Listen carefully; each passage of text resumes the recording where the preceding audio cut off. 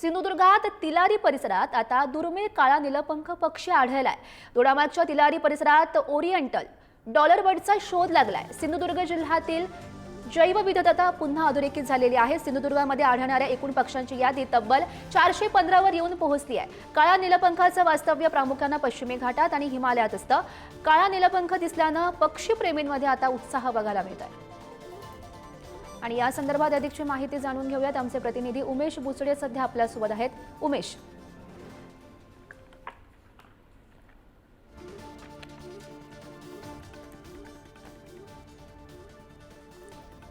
तर सिंधुदुर्गात तिलारी परिसरात हा दुर्मिळ असा काळा नीलपंख पक्षी आढळलेला आहे। आणि पुन्हा एकदा आमचे प्रतिनिधी उमेश यांच्याकडे जाऊयात। उमेश, आपण बघतोय सिंधुदुर्गामध्ये आढळणाऱ्या आता एकूण पक्ष्यांची यादी 415 वर पोहोचलेली आहे।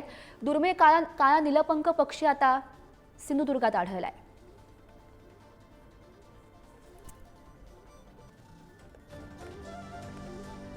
तर काही तांत्रिक कारणास्तव उमेश यांच्यापर्यंत आपला आवाज पोहोचत नाहीये। सिंधुदुर्गमधून आपण ही महत्त्वाची बातमी बघतोय। सिंधुदुर्गामध्ये आढळणाऱ्या आता पक्ष्यांची यादी 415 वर पोहोचलेली आहे। दोडामार्गमध्ये तिलारी परिसरात आता काळा नीलपंख हा पक्षी आढळलाय।